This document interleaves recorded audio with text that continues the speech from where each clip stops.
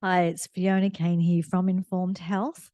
I just wanted to drop in and talk a little bit about self care. I have created a whole podcast episode on this, so I will give you links to the video and to the audio. But this is, I suppose, just a short version of it for the purposes of this My Board meeting.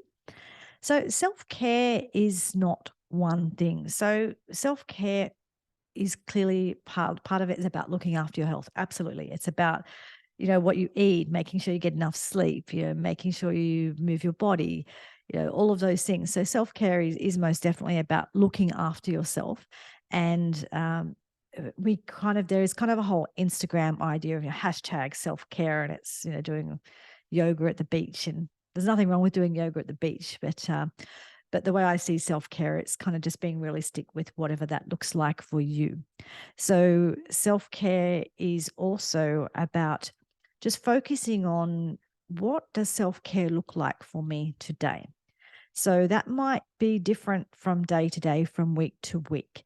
So if you are sick and you can't really exercise and you can't really move around, self-care might look like getting more sleep. It might look like making sure you drink plenty of water so you can get better, or drinking some bone broth.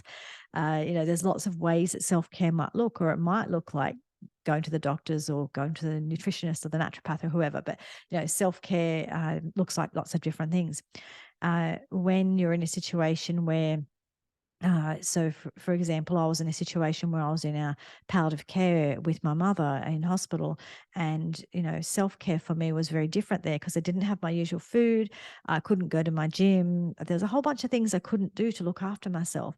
But self care looked like just making sure there was some protein in the sandwich I got from the cafeteria, because protein helps me feel balanced and feel good, and making sure I drank water. And when mum was sleeping, I would go out for a walk, and I'd walk up the big hill there at Gosford Hospital because I know I needed to get puffed. I needed to sort of use my body, and I needed to use my muscles and not just have them wasting away while I'm just sitting around all of the time.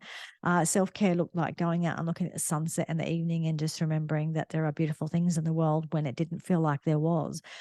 Self care looked like remembering to breathe. It looked like maybe putting my headphones in for 5 minutes and listening to a song that helps me feel happy, or whatever it is that I need. And it looked like maybe asking friends for help, or asking friends to help me with things, or help me with food, or whatever it looks like, right? So whereas self-care, when I'm really well and when I'm at home and when life is going well for me, self-care looks like going to the gym regularly. It looks like making myself a healthy breakfast, and it looks like looking after myself, right? And taking time out, and, having time to rest, and having time with friends, and, doing something that brings me joy, whether that's, for me, I like listening to podcasts, I like listening to books, and I like sort of being just outdoors and being in the sun, and, different things like that, whatever it is for you, right? So self-care is all of those things. Self-care is also making sure you get your tax done. It's making sure that if we've got a really cluttered space that's making us feel really stressed, it's actually cleaning up that space. Sometimes, because if you're really stressed about your space, if it's making you feel like, I know that when my space gets too messy and I can't find where things are, I find that really overwhelming. I can't think straight. So self-care for me is definitely making sure it doesn't have to be perfect, but just making sure my space doesn't make me feel stressed, right? And certainly if I'm behind with my tax or kind of legal documents, all those kinds of things that I hate all that stuff, right? When I don't do it, when it's sitting over me, when it's stressing me, that's not self-care for me. Putting that stuff off ultimately is not self-care. So self-care is about looking after our health, but there's lots of different factors that influence our health, right? Self-care is knowing when to say no, knowing when to say yes. So, and self-care is just choosing to put ourselves first. And we don't always have to put ourselves first, but a lot of the time putting ourselves first, and knowing that putting ourselves first is actually what helps other people as well. Because when we are well and when we are functional and when our cup is full, we can help other people.